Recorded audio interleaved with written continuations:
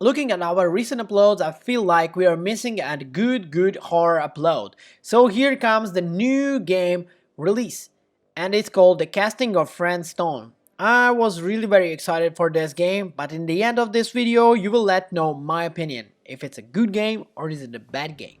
But anyway, if you're new to the channel, please interact somehow. Press a like, press dislike, do a comment under the video, or just subscribe to our channel straight up if you're the new one here.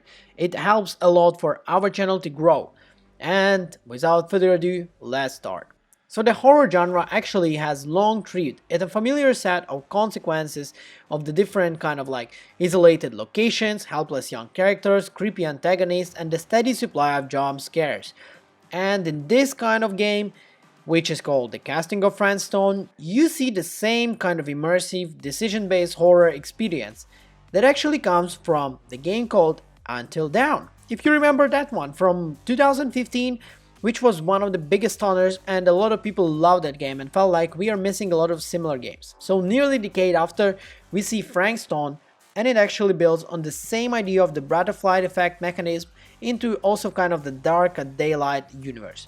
But while of the story brings fresh ideas to the table, the gameplay remains kind of unchangeable, with some of notable frustrations, but we'll get into it. The game begins in a strikingly imaginative setup. In the 1963, it follows the police officer Sam Green, who's on the trial of missing infant and finds himself at a Carroll steel mill, at an industrial nightmare straight out of every horror fan's dream. Green soon uncovers a serial killer named Frank Stone, who is moments away from murdering 3 children. It would have been much better, and it would make the experience for the game even really, I would say, to the level of a great. But let's not give the mark yet. So the game also suffers from overly linear design. Despite that, the characters let's say about exploring complex environments, that actual mobs are straightforward and uninspired. The clues are bluntly highlighted, and solving puzzles seems like a very easy thing to do. Even reading through the various notes and letters scattered through the game feels really redundant, and it sometimes feels like you want more. Despite the issues, I would say the casting of Frank Stones does have a lot of really very cool qualities. At the end of the day, a lot of the things in the movement and the gameplay can be technically fixed, and maybe with the hotfix we can see a lot of it to build up, because this is something that technically can be tweaked. Unfortunately, there's been a little of evolution in the system over the past decades. The outcome often feel kind of like random, with no clear introduction or induction of which choice will lead to the best result.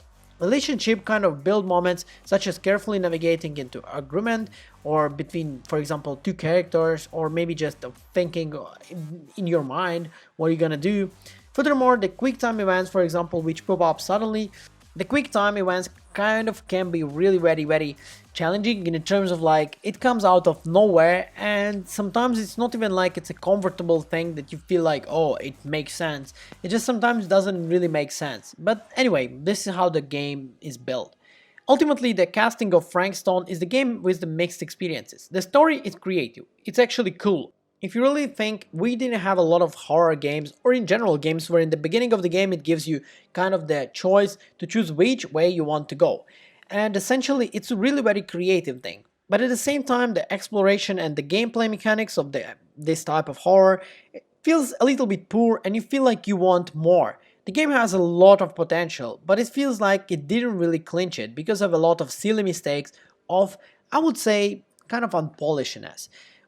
If this game was, I would say, released 10 years ago instead of Until Dawn, and Until Dawn would release now, I would say that Until Dawn would much more be preferable. But in the end of the day, it is what it is. So if you played The Casting of Frank Stone, tell me your opinion about the game in the comments. And if you're not sure how do you play this game, would you like to play this game, should you get it, check in the comments. We always have people sharing their opinions, because some of them might actually be different to mine. And in the end of the day, well, this is all about opinions. So guys, thank you for watching this video. If you're new to this channel, subscribe. If you are not new, I'll see you in the next one. Bye!